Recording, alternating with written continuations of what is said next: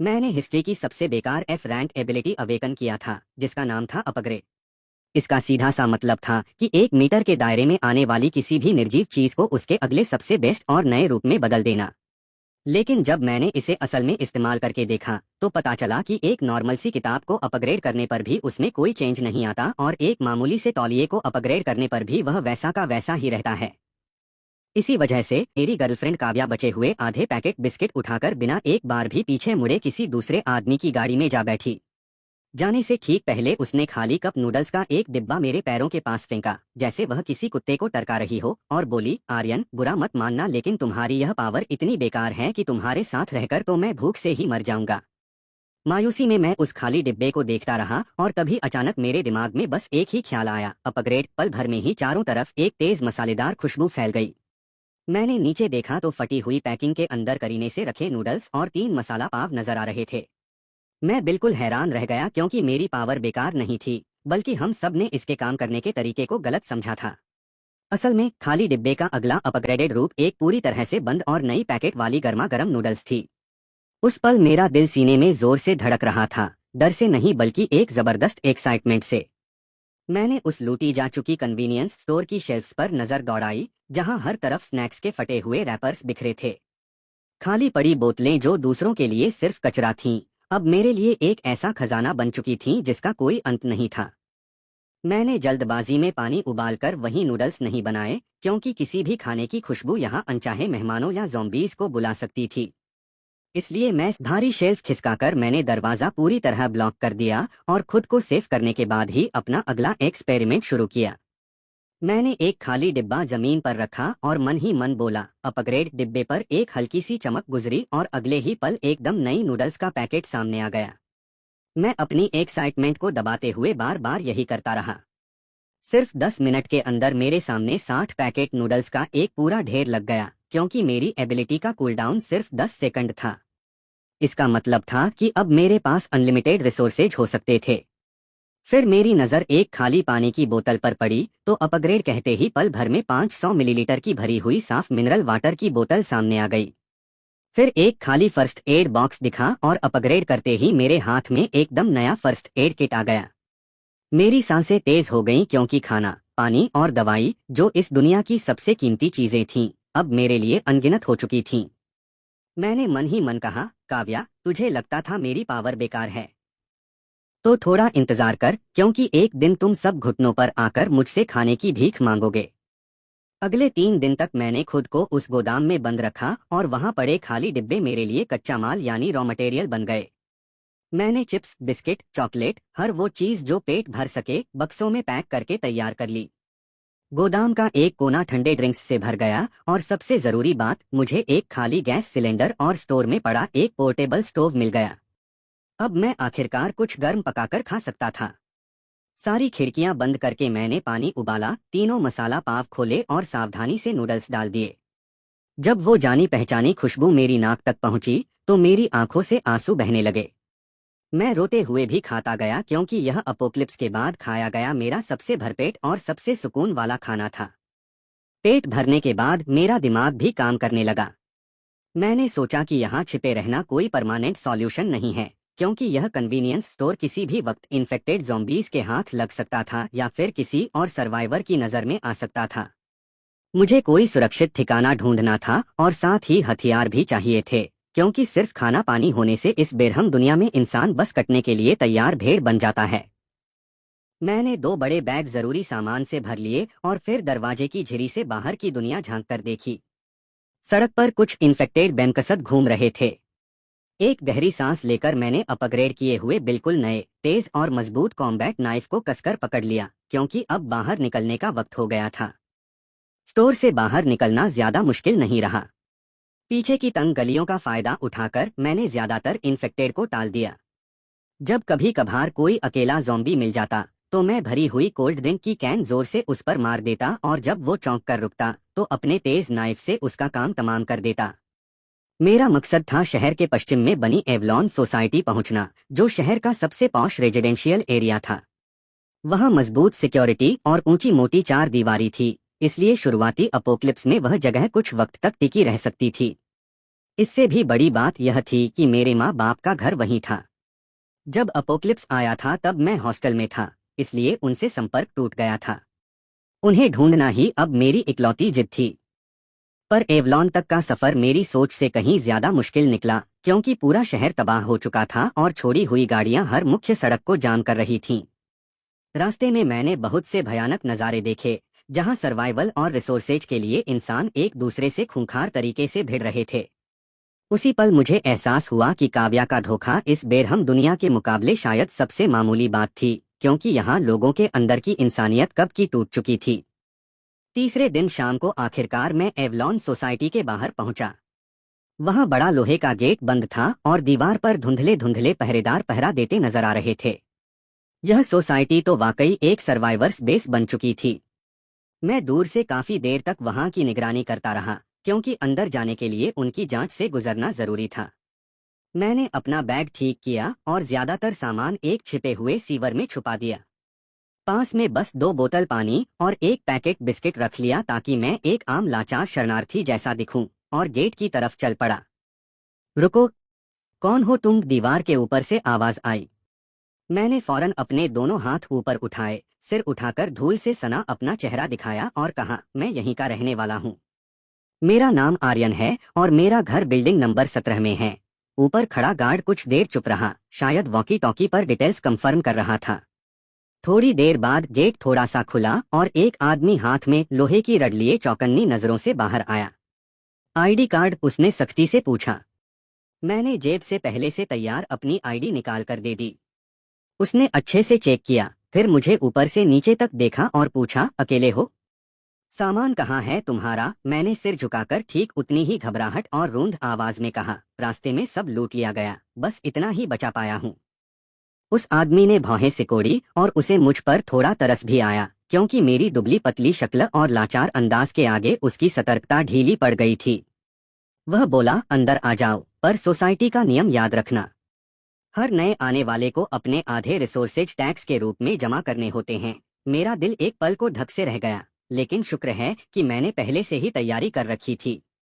मैंने आज्ञाकारी अंदाज में सिर हिलाया और एक बोतल पानी और आधा पैकेट बिस्किट उसे दे दिया।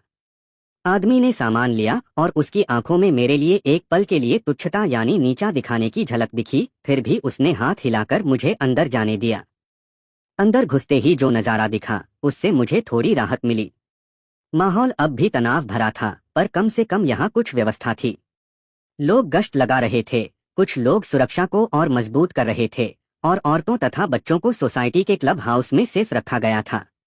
यह जगह इस अपोक्लिप्स में मानो एक टापू थी, जो बाहर की बर्बादी और अफरातफरी से अलग थलग थी।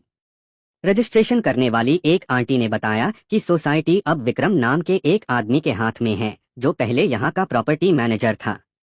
अपोक्लिप्स के बाद उसे एक फायर कंट्रोल एबिलिटी मिली, जिसकी मदद से उसने एक गार्ड टीम बनाकर सबको बचाया।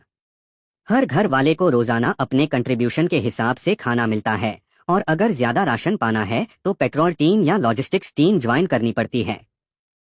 लेकिन मैंने शरीर कमजोर होने का बहाना बनाकर फिलहाल किसी टीम में ज्वाइन नहीं किया, क्योंकि मेरा सबसे जरूरी काम था अपने माँ बाप को ढूंढना। पर जब बेचैन दिल के साथ मैं दौड़कर अपने घर के गेट पर पहुंचा, तो देखा कि दरवाजा जोर जबरदस्ती तोड़ा जा चुका था और अंदर सब कुछ बिखरा पड़ा था। यह देखकर मेरा दिल पूरी तरह बैठ गया। मैं अंदर भागकर पागलों की तरह माँ पापा चिल्लाने लगा, लेकिन जवाब में सिर्फ मौत जैसी खामोशी थी। ड्राइंग रूम की टेबल पर धूल की एक पतली परत जमी थी, जिसका मतलब था कि वो कई दिन पहले ही यहाँ से जा चुके थे। जमीन पर झगड़े के निशान तो थे, लेकिन खून का कोई धब्बा नहीं था, इसलिए यह शायद इस अनहोनी में भी एक राहत की बात थी। मैं जमीन पर बैठ गया और पहले से भी बड़ी उलझन और डर मुझे जकड़ने लगे, क्योंकि मुझे नहीं पता था कि अब उन्हें कहाँ ढूंढूं। ठीक तभी जब मैं इसी उलझन में डूबा था, दरवाजे के बाहर से कदमों की आवाज आई और एक शरारती सी आवाज गूंजी, अरे वाह, यहाँ तो एक बचा खुचा शिकार भी मिल गया। मैंने अचानक सिर उठाया और देखा कि 2 आदमी दरवाजे पर खड़े थे। सामने वाला आदमी मुड़ा हुआ सिर लिए बुरी नजर से मुझे घूर रहा था। मैं उसे पहचानता था, क्योंकि वो विक्रम का खास चमचा था, जिसे लोग स्कॉर्पियन कहते थे। स्कॉर्पियन ने होठ चाटते हुए, मानो मुझे कटे हुए मछली के टुकड़े जैसे देखते हुए तंज में कहा, तेरे घर के मालिक कुछ दिन पहले विक्रम भाई के काफी कंट्रीब्यूशन पॉइंट्स के कर्जदार थे, इसलिए उन्हें धक्के मारकर निकाल दिया गया है और अब यह घर हमारा है। मेरी आंखें सिकुड़ गईं और मैंने पूछा, तुमने मेरे माँ बाप के साथ क्या किया? स्कॉर्पियन व्यंग से हंसा और बोला, बस बाहर फेंक दिया, क्योंकि जिसमें ताकत नहीं, इस अपोक्लिप्स में उसका यही अंजाम होता है। वैसे तुझ में थोड़ा दम दिखता है, इसलिए अगर यहाँ रुककर हमारा छोटा मोटा कामकाज कर दे तो तुझे भी 2 वक्त की रोटी मिल सकती है। मैं सच में बहुत सीधा निकला, क्योंकि मैंने सोचा था कि यहाँ पनाह मिलेगी, लेकिन यहाँ भी वही जंगल का कानून चल रहा था। जैसे जैसे वो दोनों मेरे पास आते गए, मेरा हाथ चुपके से बैग की साइड पॉकेट की तरफ बढ़ा जहाँ मेरा अपग्रेड किया हुआ एकदम नया और तेज नाइफ रखा था। पर ठीक जब मैं अपनी जान की बाजी लगाने को तैयार था, दरवाजे से एक ठंडी और गंभीर आवाज आई, क्या हो रहा है यहाँ? स्कॉर्पियन और उसके साथी की हरकतें एक साथ रुक गईं और आने वाले को देखते ही उनकी मुस्कान जम गई। उन्होंने फौरन चापलूसी वाला भाव अपना लिया। दरवाजे पर काले कॉम्बैट सूट में एक लड़की खड़ी थी, हाथ में एक अपग्रेडेड तांग चाकू लिए हुए जिसकी धार पर अब भी गहरे लाल रंग के खून के निशान थे। उसके पीछे कुछ और सख्त कड़क सिपाही खड़े थे। मैं उसे पहचानता था क्योंकि वो मीरा थी, एलीट दस्ते की सबसे ताकतवर कैप्टन। कहा जाता था कि उसने एक बहुत दुर्लभ और एकदम शार्प एबिलिटी अवेकन की है, इसलिए उसकी असली ताकत का कोई अंदाजा नहीं लगा सकता था और वो विक्रम का सबसे भरोसेमंद हथियार थी। मीरा ने स्कॉर्पियन की तरफ ध्यान भी नहीं दिया, बस मेरी तरफ देखकर ठंडे लहजे में दोबारा पूछा, क्या हो रहा है यहाँ? मैंने मानो डूबते को तिनके का सहारा मिल गया हो फौरन कहा, ये लोग मुझे परेशान कर रहे थे। स्कॉर्पियन का चेहरा उतर गया और वह फौरन सफाई देने लगा, मीरा कैप्टन, इसकी बात मत सुनो। इसके माँ बाप विक्रम भाई के कर्जदार थे, इसलिए हम बस यह घर लेने आए थे। मीरा ने ठंडे स्वर में कहा, घर लेने के लिए 2 आदमी चाहिए होते हैं और दरवाजा भी ब्लॉक करना पड़ता है क्या? अब चुपचाप चलते बनो। स्कॉर्पियन मानो जान बचाकर भागा और अपने साथी को घसीटते हुए दुम दबाकर वहां से चला गया। खतरा टलने के बाद मेरा तना हुआ शरीर ढीला पड़ गया और मैं गिरते गिरते बचा। मीरा ने भौहें सिकोड़कर मुझे देखा और कहा, आगे से उन लोगों से दूर रहना, और बिना और वक्त गवाए वो मुड़कर जाने लगी। मैंने जल्दी से उसे रोका और पूछा, कैप्टन मीरा, आपको पता है मेरे माँ बाप को कहाँ भेजा गया? उनका नाम सोहनलाल और शांति देवी है। मीरा ने थोड़ा सोचा, फिर बताया, उन्हें सोसाइटी के उत्तरी गेट के बाहर वाली बंद पड़ी स्टील फैक्ट्री में भेजा गया है और कहने को उन्हें अपने हाल पर छोड़ दिया गया है। मेरा दिल एक झटके से जकड़ गया, क्योंकि बंद पड़ी फैक्ट्री में ना खाना है ना कोई सुरक्षा, इसलिए यह तो मरने के इंतजार जैसा ही था। मीरा के जाने के बाद मैंने फौरन दरवाजा बंद कर दिया, क्योंकि मुझे उत्तरी फैक्ट्री जाना ही होगा और अपने माँ बाप को ढूंढना ही होगा। पर उससे पहले मुझे ताकत चाहिए थी, इसलिए मैंने बैग से एक चॉकलेट निकाली, 2-3 टुकड़ों में निगलकर एनर्जी बटोरी। फिर मेरी नज़र स्कॉर्पियन की छोड़ी हुई लोहे की रड पर पड़ी जो जंग खाई और थोड़ी टेढ़ी हो चुकी थी। मैंने उस पर हाथ रखा और मन ही मन कहा, अपग्रेड। अगले ही पल एक चमकती हुई, भारी और मजबूत एलॉय स्टील की नई रड मेरे हाथ में आ गई। मैंने सोचा, बढ़िया।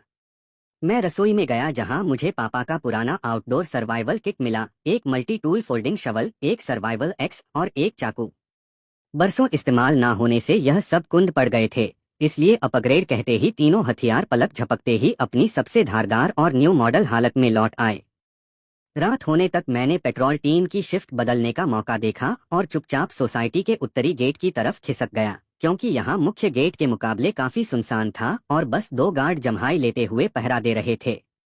मैंने उन्हें छेड़ा नहीं, बल्कि एक ब्लाइंड स्पॉट ढूंढ निकाला। अपनी अपग्रेड की हुई एकदम मजबूत कार्बन फाइबर रस्सी की मदद से मैंने 3 मीटर से ज्यादा ऊंची 4 दीवारी आसानी से पार कर ली। दीवार के बाहर बंजर जमीन थी और दूर एक फैक्ट्री का ढांचा नजर आ रहा था, जैसे कोई खामोश लोहे का दैत्य हो। हवा में सड़ंत फैली हुई थी और कभी कभार ज़ॉम्बीज की डरावनी आवाजें भी सुनाई देती थीं। मैंने रड कस कर पकड़ी, शरीर झुकाया और तेजी से फैक्ट्री की तरफ बढ़ने लगा। पर जैसे जैसे मैं पास पहुंचता, ज़ॉम्बीज की तादाद बढ़ती जा रही थी। मैं एक टूटी दीवार के पीछे छिप गया, क्योंकि फैक्ट्री के गेट पर कम से कम 10-12 ज़ॉम्बीज जमा थे और लगता था वो किसी आवाज की तरफ खींचे चले आए हैं। वो उस बंद लोहे के गेट को पागलों की तरह पीट रहे थे, जबकि गेट के अंदर से हल्की हल्की चीखें और रोने की आवाजें आ रही थीं। माँ पापा वहीं अंदर हैं, यह सोचकर मेरा दिल जल रहा था, लेकिन दिमाग कह रहा था कि जबरदस्ती सीधे अंदर जाना ठीक नहीं। चारों तरफ नजर दौड़ाने पर मुझे फैक्ट्री की एक साइड में ऊंची खिड़कियों की एक कतार दिखी जो जमीन से करीब 4 मीटर ऊपर थीं। मैंने सोचा कि शायद वहां से अंदर जाया जा सकता है। फैसला करने के बाद मैंने एक पत्थर उठाया और पूरी ताकत से उसे दूर खड़ी एक गाड़ी पर फेंका। वहां एक जोरदार आवाज हुई और गेट पर जमा ज़ॉम्बीज उस आवाज की तरफ अट्रैक्ट हो गए और लड़खड़ाते हुए उस तरफ मुड़ गए। इसी मौके का फायदा उठाकर मैं तेजी से फैक्ट्री की दीवार तक पहुंचा। बैग से रस्सी निकाली, एक सिरे पर क्लाइंबिंग हुक बांधा और जोर से फेंका तो हुक खिड़की की चौखट में मजबूती से फंस गया। गहरी सांस लेकर मैं फुर्ती से रस्सी पर चढ़ने लगा और झट से फैक्ट्री के अंदर कूद गया। यह एक बहुत बड़ा प्रोडक्शन हॉल था जहां हर तरफ जंग खाई मशीनें और बिखरे पुर्जे पड़े थे, जबकि टूटी छत से बस चंद चांदनी की किरणें अंदर आ रही थीं। दूसरी तरफ से दबी हुई सिसकियां और बहस की आवाजें आ रही थीं, इसीलिए मैं आवाज का पीछा करते हुए सावधानी से आगे बढ़ा। पुरानी मशीनों से घिरे एक कोने में मुझे दर्जनों सर्वाइवर्स बैठे दिखे जो ज्यादातर बुजुर्ग और बच्चे थे। उस भीड़ में एक ही नजर में मुझे मेरे माँ बाप दिख गए। वो एक कोने में सिकुड़े बैठे थे और माँ घुटनों को पकड़े बिना आवाज किए रो रही थीं, जबकि पापा उन्हें कसकर पकड़े लगातार समझा रहे थे। मेरी आंखें भर आईं और रूंध आवाज में मैं चिल्ला उठा, माँ, पापा। सब लोग चौंक गए और एक साथ मेरी तरफ देखने लगे। मेरे माँ बाप तो और भी जोर से चौंके और जैसे ही उन्होंने सिर उठाकर मुझे देखा, अगले ही पल उनके चेहरों पर परेशानी की जगह बेनतहा खुशी छा गई। माँ चीखते हुए भागती गिरती मेरी तरफ दौड़ी और हम तीनों इस उजड़ी उम्मीदहारी दुनिया में एक दूसरे से कसकर लिपट गए, क्योंकि इस मिलन की खुशी ने सारे डर और बेचैनी को पल भर के लिए धो दिया था। पर तभी एक कड़वी आवाज ने यह इमोशन पल तोड़ दिया। तू कहाँ से टपक पड़ा? चेहरे पर लंबे कट के निशान वाला एक आदमी आगे आया और उसके पीछे कुछ ताकतवर जवान लड़के खड़े थे, इसलिए साफ था कि यही यहाँ का सरगना था। उसका नाम राणा था। राणा की लालची नजरें मेरे कंधे पर लटके फूले हुए बैग पर टिक गईं और वो बोला, अरे वाह छोटे भाई, तुझमें तो काफी दम लगता है क्योंकि अकेले यहाँ तक आ गया। तो बैग में क्या है?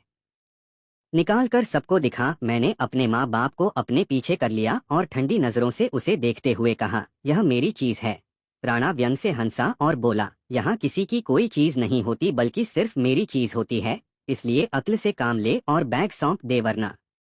और उसने हाथ में पकड़ी कुल्हाड़ी लहराई। उसकी धमकी साफ थी और उसके पीछे के गुंडे भी घेरा बनाकर आगे बढ़ाए, जबकि यहाँ फेंके गए बाकी बूढ़े बीमार लोग गुस्से में होते हुए भी कुछ बोल नहीं पाए और बस तरस भरी नजरों से मुझे देखने लगे।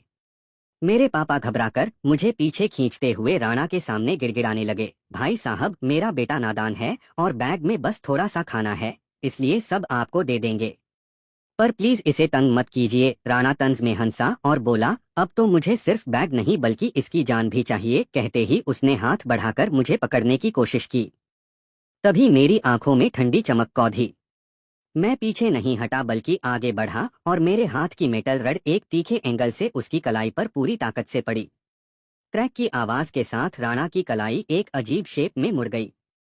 सब लोग सन्न रह गए क्योंकि किसी को अंदाजा नहीं था कि यह दुबला पतला दिखने वाला लड़का इतनी हिम्मत दिखाएगा। दर्द से पसीने पसीने हुआ राणा बुरी तरह चीखते हुए दहाड़ा, तेरी हिम्मत कैसे हुई मुझे मारने की? पकड़ो इसे क्योंकि आज इसका जीना हराम कर दूंगा। उसके गुंडे होश में आते ही चिल्लाते हुए मेरी तरफ दौड़ पड़े। मैंने अपना बैग माँ बाप की गोद में फेंका और फिर रड उठाकर उनके वार रोकने लगा। एक गुंडे ने लाठी घुमाकर मुझ पर वार किया तो मैं बगल हटकर बचा और उसी झटके में रड का दूसरा सिरा उसकी कमजोर जगह पर जा टकराया, जिससे वह चीखते हुए झुककर जमीन पर गिर पड़ा। मैंने कोई फालतू हरकत नहीं की बल्कि हर बार सिर्फ उनके कमजोर जॉइंट्स पर मारा। उन्हें सबसे ज्यादा जो बात डरा रही थी वो ये कि मेरी ताकत और स्टेमिना मानो कभी खत्म ही नहीं हो रही थी। राणा ने अपनी टूटी कलाई थामे गुस्से और डर से मिलीजुली नजरों से मुझे घूरा और पूछा, तू है कौन? क्या तू भी कोई एबिलिटी होल्डर है? मैंने उसे कोई जवाब नहीं दिया, बस ठंडी नजरों से देखता रहा, क्योंकि इन कुछ महीनों में जो तकलीफ और बेइज्जती मैंने झेली थी वो सब इस पल एक तूफानी गुस्से में बदल चुकी थी। मैंने बस इतना कहा, या तो यहाँ से निकल जा या फिर मर जा। मेरी दहशत ने वहाँ मौजूद हर किसी को चुप करा दिया और राणा की आंखों में साफ उलझन थी क्योंकि उसे अंदाजा नहीं था कि उसका सामना किससे हो गया है। पर तभी इस तनाव भरे माहौल के बीच फैक्ट्री के लोहे के गेट से एक जोरदार धमाके की आवाज आई, फिर दूसरी, फिर तीसरी, जिससे भीड़ में हड़कंप मच गया। बाहर के ज़ॉम्बीज़ दरवाजा तोड़ने लगे हैं। क्या हो गया अचानक? ज़ॉम्बीज़ अचानक इतने पागलों जैसे क्यों हो गए, और डर मानो किसी बीमारी की तरह फैलने लगा। राणा को अब मेरी परवाह नहीं रही, इसलिए वो अपने साथियों के साथ शरीर और सामान लगाकर टूटते हुए गेट को रोकने में जुट गया। लेकिन ज़ॉम्बीज़ की तादाद बहुत ज्यादा थी और गेट बुरी तरह डैमेज होकर टेढ़ा मेढ़ा हो चुका था। उसकी कुंडी चरचराने लगी थी और कभी भी टूट सकती थी। हर किसी के दिल पर मायूसी छा गई और मेरे माँ बाप भी डर से कांपने लगे और उन्होंने मेरा हाथ कसकर पकड़ लिया। मैंने उस पुराने जंग खाए लोहे के गेट को एक नज़र देखा और मेरे दिमाग में एक हिम्मती ख्याल आया। मैं अपनी रड लिए सबकी हैरान नज़रों के बीच गेट की तरफ चल पड़ा। दरवाजे को रोक रहे एक गुंडे ने मुझ पर चिल्लाया, लेकिन मैंने उसकी परवाह नहीं की और चुपचाप अपना हाथ उस ठंडे जंग खाए दरवाजे पर रख दिया। फिर सबकी अविश्वास भरी नज़रों के सामने एक करिश्मा हुआ। मैंने अपनी पावर का इस्तेमाल किया, अपग्रेड। वो बुरी तरह पिटा और टेढ़ा गेट मानो वक्त को पीछे छोड़ते हुए सुधरने लगा। उसकी जंग गायब हो गई, धातु मोटी और हैवी हो गई और पूरा फ्रेम एक मिलिट्री ग्रेड बंकर गेट में अपग्रेड हो गया। बस एक पल में चमकती हुई मिश्रित धातु का एकदम नया गेट सबकी आंखों के सामने खड़ा था। बाहर से ज़ॉम्बीज़ की टक्करों के आगे अब गेट टस से मस नहीं हुआ, बल्कि बस हल्की हल्की धमक भर सुनाई दे रही थी। पूरा हॉल सन्नाटे में डूब गया और हर कोई मुझे मुंह बाएं देखता रह गया। राणा ने भी हैरानी में अपना मुंह खोल दिया और कलाई का दर्द तक भूलकर लड़खड़ाती आवाज में बोला, तुम्हारी पावर रिपेयर है क्या? मुझे समझाने का कोई मन नहीं था, इसलिए हाथ पीछे खींचकर ठंडे लहजे में कहा, इस अपोक्लिप्स में असली ताकत ही सबसे बड़ा पासपोर्ट है। अभी अभी दिखाई मेरी बेरहमी और उसके ऊपर यह करिश्माई एबिलिटी, इन दोनों ने राणा का हौसला पूरी तरह तोड़ दिया था। अब उसकी नजरों में लालच नहीं बल्कि गहरा डर था और वह बोला, बड़े भाई, अभी जो हुआ उसके लिए माफी, क्योंकि मुझे आपको पहचानने में गलती हो गई। तो प्लीज थोड़ा बड़पन दिखाइए। मैं कुछ नहीं बोला, बस अपने माँ बाप के पास गया। माँ मुझे देख रही थीं, जिनकी नजरों में गर्व भी था, चिंता भी और थोड़ी अजनबियत भी। मैंने उनका हाथ थामा और उन्हें भरोसा देती नजर से देखकर कहा, माँ डरो मत, क्योंकि मैं हूं ना। फिर मैंने उस बड़े बैग से एक self heating premium rice box, एक सॉसेज और एक बोतल साफ पानी निकालकर उन्हें दिया और कहा, माँ पापा पहले कुछ खा लो। खाने की खुशबू ने पल भर में सबकी नजरें अपनी तरफ खींच लीं। ना जाने कब से भूखे सर्वाइवर्स मेरे माँ बाप के हाथ में खाना देखकर अपने गले गटकने लगे और उनकी नजरों में तीव्र इच्छा साफ झलक रही थी। राणा और उसके गुर्गे तो देखते ही रह गए, क्योंकि इस अपोक्लिप्स में जहां खाना सोने से भी कीमती है, वहां मैं यूं ही इतना कुछ निकाल कर दे रहा था और यह बात उन्हें दरवाजा ठीक करने से भी ज्यादा हिला गई। यह सब करने के बाद मैंने दोबारा राणा की तरफ देखा और कहा, अब से यहाँ जो मैं कहूँगा वही होगा। मेरी आवाज बहुत तेज नहीं थी, फिर भी वह साफ साफ हर किसी के कानों तक पहुंची। राणा का चेहरा एक बार फड़का और आखिरकार वो थककर सिर झुका बैठा। फैक्ट्री बेस पर कब्जा जमाना मेरी सोच से कहीं ज्यादा आसान निकला, क्योंकि असली ताकत और अनलिमिटेड रिसोर्सेज के आगे राणा का रोब कुछ भी नहीं था। मैंने उन्हें भगाया नहीं, बल्कि सोचा कि इस अपोक्लिप्स में मानव शक्ति भी एक रिसोर्स है। इसलिए मैंने उन्हें पहरेदारी और आसपास के ज़ॉम्बी साफ करने का काम सौंपा, जबकि मैंने खुद खाने और लॉजिस्टिक्स की जिम्मेदारी अपने हाथ में ले ली। हर रोज मैं अकेले एक कमरे में बंद हो जाता और दिखावे के लिए सामान गिनने का बहाना बनाता, लेकिन असल में अपनी पावर से कचरों को अपग्रेड करते हुए बेहतरीन खाना और जरूरत की हर चीज लगातार बनाता रहता। जब दर्जनों नए नकोर बक्से सबके सामने आते, तो हर किसी की नजरों में मेरे लिए डर मिली इज्जत झलकती और सब सोचते थे कि मेरे पास कोई हाइपर स्पेस या क्रिएशन टाइप एबिलिटी है, जिसमें बेशुमार रिसोर्सेज जमा हैं। पर्याप्त खाना और सुरक्षित छत मिलने के बाद सर्वाइवर्स के चेहरों पर धीरे धीरे रौनक लौटने लगी और पूरी फैक्ट्री मेरे नेतृत्व में सलीके से चलने लगी। माँ बाप मेरे सबसे बड़े सहारे बन गए, क्योंकि वो लोगों का इंतजाम और सामान बांटने में मेरी मदद करने लगे। भीड़ में उन्हें फिर से अपनी इज्जत और अहमियत महसूस होने लगी और उनका हौसला भी रोज बरोज बेहतर होता गया। सब कुछ ठीक दिशा में जा रहा था, फिर भी मेरे दिल में एक कांटा अब भी चुभ रहा था। एवलॉन सोसाइटी का वो विक्रम जिसने मेरे बेसहारा माँ बाप को अपने हाल पर मरने के लिए बाहर फेंक दिया था, यह हिसाब मुझे किसी ना किसी दिन चुकाना ही था। और वैसे भी एवलॉन की सुरक्षा और रहन सहन इस टूटी फूटी फैक्ट्री से कहीं बेहतर थी। मैं अपने माँ बाप को और अपने साथ आए इन सब लोगों को एक ज्यादा भरोसेमंद घर देना चाहता था, तो अब वक्त था उस विक्रम से एक बार आमना सामना करने का। एक हफ्ते बाद पूरी तैयारी करने के बाद मैंने अपनी अपग्रेड एबिलिटी से फैक्ट्री में मिली कुछ खराब पड़ी पुरानी इलेक्ट्रिक बाइक्स को हाई स्पीड मिलिट्री बाइक्स में अपग्रेड कर दिया, जो पूरी तरह चार्ज थीं। साथ ही दर्जनों नए protective armour suits, tech helmets और स्टील बूट्स भी अपग्रेड कर लिए। हथियारों के लिए मेटल रोड्स के अलावा मैंने फैक्ट्री के स्टील से कई तेज और भारी भाले भी बनवा लिए। रहा राणा और उसके कुछ खास साथी, तो अब वो मेरे पूरी तरह वफादार बन चुके थे, क्योंकि मैंने उन्हें पेट भर खाना और तन ढकने के बेहतरीन कपड़े दिए थे, जो इस अपोक्लिप्स में किसी बड़े एहसान से कम नहीं था। इसीलिए मैंने अपने सबसे मजबूत 20 लड़ाकों को चुना, जिनमें राणा भी शामिल था। निकलने से पहले तैयार खड़ी टुकड़ी को देखकर मैंने एक छोटा सा भाषण दिया। इस बार हम भीख मांगने नहीं जा रहे, बल्कि अपनी ही चीज वापस लेने जा रहे हैं, क्योंकि एवलॉन की मजबूत दीवारें और आरामदेह घर हमारे हैं। हम वहाँ एक सच्चा सुरक्षित घर बनाएंगे। इसलिए जो मेरे साथ चलना चाहता है, गाड़ियों में बैठे। कोई भी हिचकिचाया नहीं, क्योंकि मेरी करिश्माई ताकत देख चुकने के बाद उन्हें मुझ पर लगभग अंधा भरोसा हो चुका था। इसलिए 20 लोगों का काफिला शान से एवलॉन की तरफ बढ़ चला। जब हम उत्तरी गेट पर पहुंचे तो दीवार पर मौजूद पहरेदारों ने भी हमें देख लिया था, और इतनी बढ़िया लैस टुकड़ी देखकर वो सन्न रह गए। राणा, तुझे तो निकाल दिया गया था ना, वापस कैसे आ गया? राणा अब मेरा पक्का फॉलोअर बन चुका था, इसलिए सीना तान कर पूरे जोश में जवाब दिया, हम विक्रम भाई से बात करने आए हैं, यानी डील करने। पहरेदार हंस पड़ा, तुम लोग डील करोगे? हाँ हाँ। तभी मैं गाड़ी से उतरा और आगे बढ़कर ठंडे लहजे में बोला, विक्रम को जाकर बता कि आर्यन आ गया है।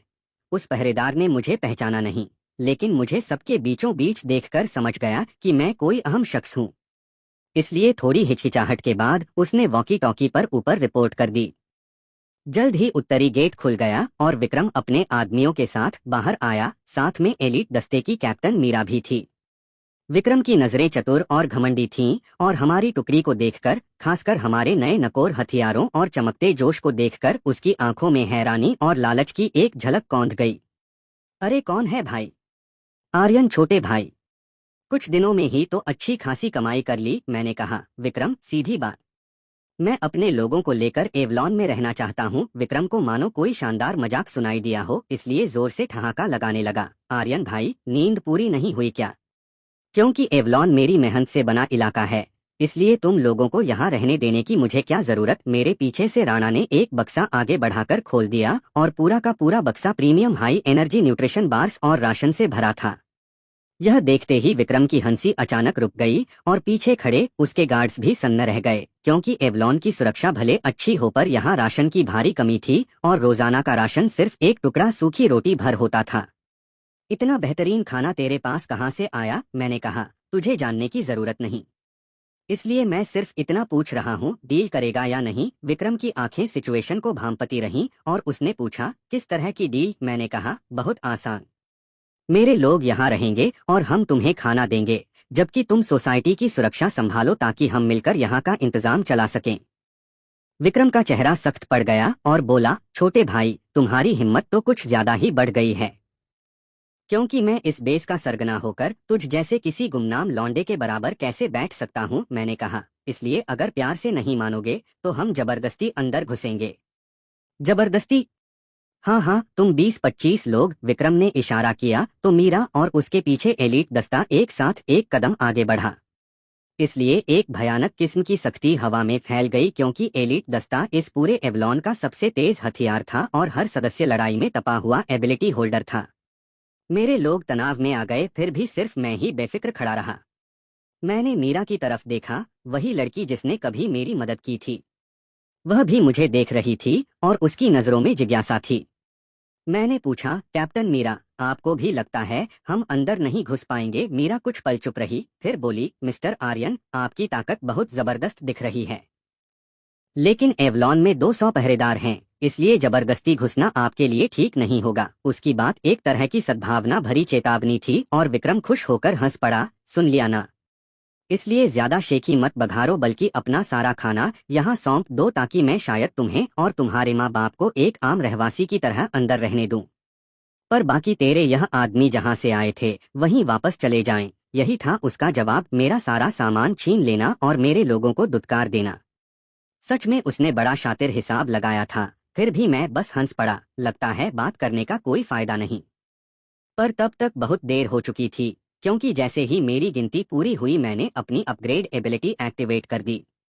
इस बार मैंने इसकी सीमा को बिना किसी रोक के अपनी हद तक फैला दिया।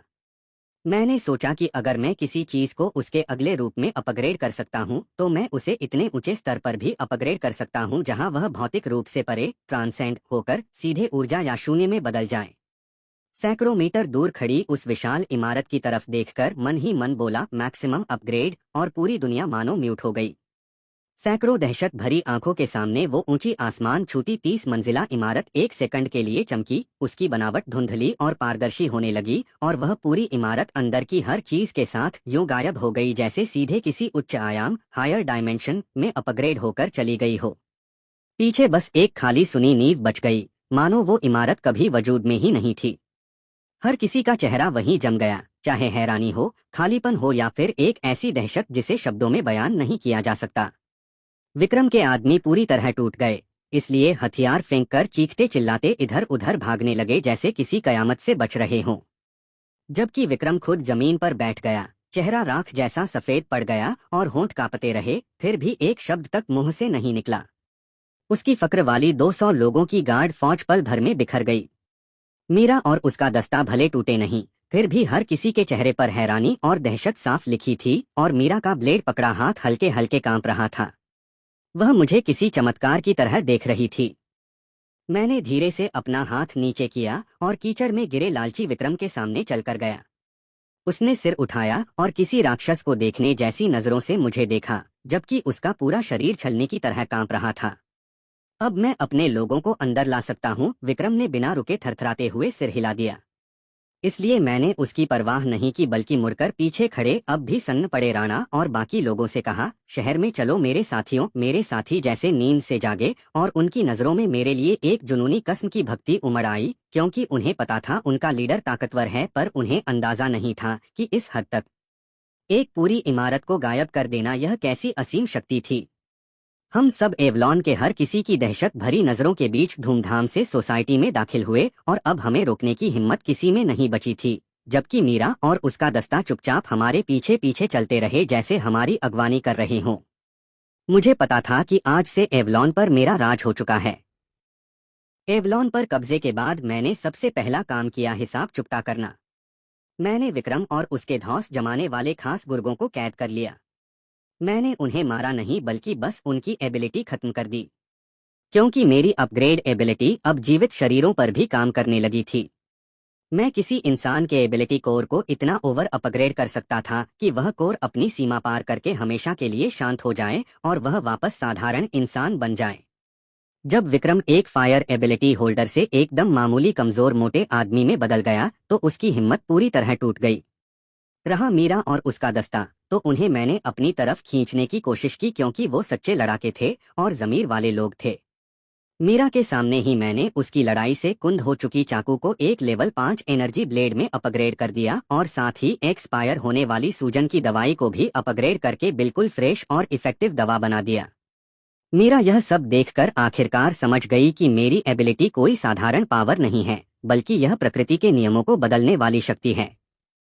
वह काफी देर चुप रही और आखिरकार सिर झुकाकर बोली, मेरा दस्ता आज से आपके हुक्म पर चलेगा। मीरा के दस्ते को अपने साथ जोड़ने के बाद मैंने असल में एवलॉन पर पूरी पकड़ बना ली। मैंने नए नियम बनाए ताकि किसी के पास एबिलिटी हो या ना हो, बस काम करने पर उसे खाना जरूर मिले। अनलिमिटेड रिसोर्सेज की मदद से मैंने बहुत जल्दी सबका दिल जीत लिया और साथ ही सोसाइटी में मौजूद हर गड़बड़ी करने वालों को साफ कर दिया। मेरे नेतृत्व में एवलॉन पूरी तरह बदल गया।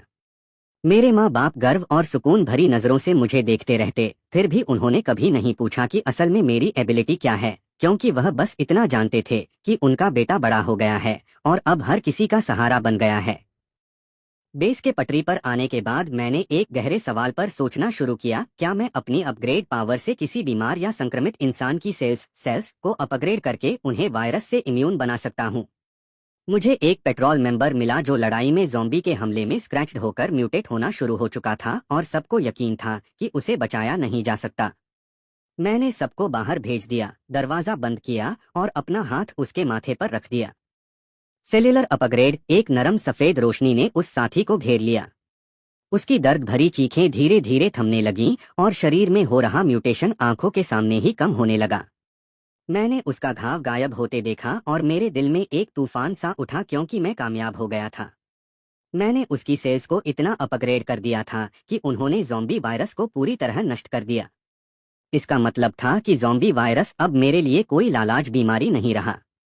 यह खोज ये पूरी इमारत गायब करने से भी कहीं ज्यादा रोमांचक थी और मैंने सोचा कि अगर मैं ज़ॉम्बी वायरस को ठीक कर सकता हूँ तो क्या इसका मतलब यह नहीं कि मैं और भी बहुत सारे लोगों को बचा सकता हूँ, बल्कि शायद इस पूरे अपोक्लिप्स को ही खत्म कर सकता हूँ। मेरे दिल में एक बहुत बड़ी योजना आकार लेने लगी, पर उससे पहले मुझे एक निजी हिसाब चुकता करना था। इसलिए मैंने मीरा को बुलाया और पूछा कि क्या उसे फायर ड्रैगन नाम के सर्वाइवर ग्रुप के बारे में कोई खबर है, यानी वही D rank fire ability holder Akash और मेरी पूर्व गर्लफ्रेंड काव्या वाला ग्रुप। मीरा ने नक्शा निकालकर शहर के पूरब में एक बड़े सुपरमार्केट की तरफ इशारा किया और बताया, जानकारी के मुताबिक वो लोग वहां काबिज हैं क्योंकि शहर के पूरब का सबसे बड़ा ग्रुप है यह और इनका सरगना है आकाश। मेरी आंखों में ठंडी चमक कौंधी और मैंने कहा, कल हम अपने पड़ोसियों से मिलने चलेंगे। अगले दिन मैं बस मीरा और उसका दस्ता साथ लेकर निकला। हम एक अपग्रेडेड आर्मर्ड एसयूवी में सवार होकर रास्ते में जो भी आया उसे रौंदते हुए उस बड़े सुपरमार्केट तक जा पहुंचे। सुपरमार्केट को अब एक मजबूत किले में बदला जा चुका था और दीवार पर हथियारबंद पहरेदार भरे थे। हमारा आना देखते ही वह चौकन्ने हो गए। कौन हो तुम लोग? नाम बताओ, मीरा ने खिड़की से सिर निकालकर तेज आवाज में कहा। एवलॉन बेस से आर्यन, लीडर आकाश से मिलने आए हैं। दीवार पर मौजूद लोगों ने शायद मेरा नाम नहीं सुना था, पर एवलॉन बेस का नाम वह अच्छी तरह जानते थे। थोड़ी देर बाद सुपरमार्केट का गेट खुला और लाल जैकेट पहने एक आदमी बाहर आया, जबकि उसके पीछे चापलूसी करती काव्या चली आ रही थी। कुछ महीनों में काव्या की हालत काफी अच्छी दिखती थी, इसलिए मुझे देखते ही वह एक पल को चौंकी। फिर उसके चेहरे पर घमंड की मुस्कान फैल गई क्योंकि शायद उसे अब भी लगता था कि मैं वही बेचारा उसकी हिफाजत का मोहताज इंसान हूँ। आकाश ने भी मुझे ऊपर से नीचे देखा, खासकर मेरे पीछे खड़ी मीरा, और उसके दस्ते को देखते ही उसकी आंखों में हल्की सी झिझक आई, पर उससे कहीं ज्यादा हिकारत थी। एवलॉन के बारे में कभी नहीं सुना क्योंकि हम यहाँ फालतू लोगों को नहीं रखते, इसलिए इतना ही करता हूँ कि अपनी गाड़ी और सामान छोड़कर चलते बनो। उसकी बात बेहद घमंड से भरी थी क्योंकि उसे लगता था कि उसकी डी रैंक फायर एबिलिटी के आगे किसी से डरने की जरूरत नहीं। इसलिए काव्या भी बोल पड़ी, सुना आर्यन, पुराने रिश्ते का लिहाज करके कहती हूँ, इसलिए इतनी बेइज्जती मत करवाओ क्योंकि आज तुम आकाश की जूती उठाने के भी लायक नहीं हो। मैं उसकी छोटी सोच भरी खुद पर इतराती शक्ल देखकर हंस पड़ा और कहा, काव्या, याद है तूने मुझ पर कौन सा खाली डिब्बा फेंका था? काव्या चौंक गई क्योंकि उसे समझ नहीं आया मैं यह अचानक क्यों पूछ रहा हूँ, इसलिए बोली, कौन सा डिब्बा?